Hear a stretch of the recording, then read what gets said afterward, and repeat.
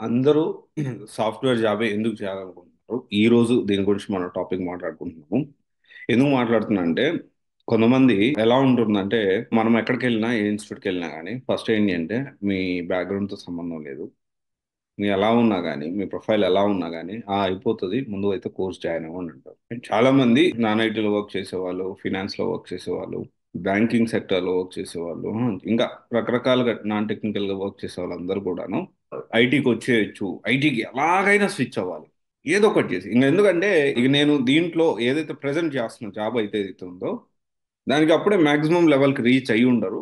Maximum level ఏంటి అంటే కొంతవరకు స్టాగ్నేట్ అయిపోతుంది తెలిసి నేను ఎలాగైనా కానీ ఎలా అయినా సాఫ్ట్వేర్ జాబ్లోకి అంటే నాన్ ఐటీ నుంచి నేను ఐటీలోకి రావాలి.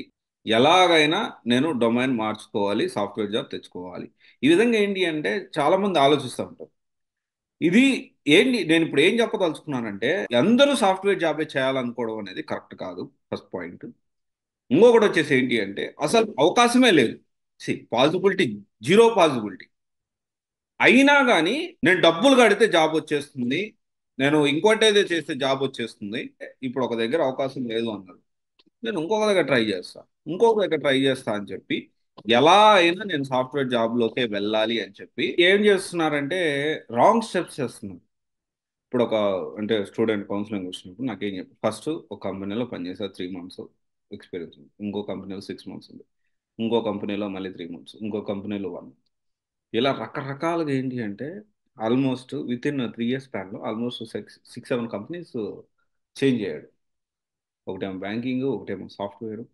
నేను ఏం చెప్తున్నానంటే ఇప్పుడు మనము ఫస్ట్ ఆఫ్ ఆల్ పాసిబిలిటీ లేదు అన్నప్పుడు మనం ఉన్న దాంట్లోనే మ్యాక్సిమం ఎంతవరకు రీచ్ అవ్వచ్చు, ఇంకా దీన్ని మనము ఎలా హయ్యర్ లెవెల్కి వెళ్ళొచ్చు అని ఆలోచించాలి. అసలు అవకాశమే లేదు కానీ ఎలా అయినా సాఫ్ట్వేర్లోకి వెళ్ళాలి, సాఫ్ట్వేర్ అయితేనే జీవితం అని మాత్రం అనుకోకండి. సాఫ్ట్వేర్లో కొంచెం ప్యాకేజెస్ ఎక్కువ వస్తాయి. బట్ ఆల్రెడీ మీరు రాంగ్ అంటే స్టార్టింగ్లోనే రాంగ్ డెసిషన్ తీసుకున్నారు. It's okay. తీసుకున్నారు, అయిపోయింది, ఇది అయిపోయింది.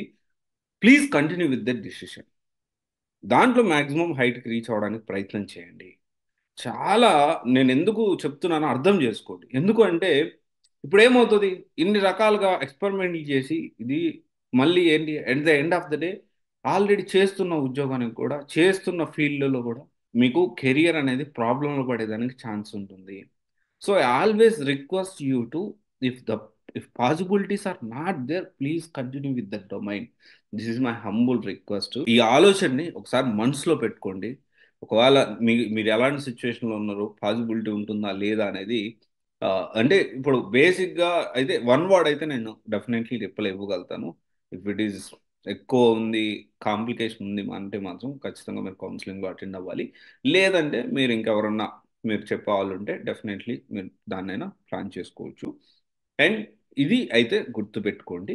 అండ్ అందరూ సాఫ్ట్వేర్లో వస్తేనే బతుకుతారు, సాఫ్ట్వేర్ ఉద్యోగాలు మాత్రమే ఉన్నాయి అనేది మాత్రం కరెక్ట్ కాదు.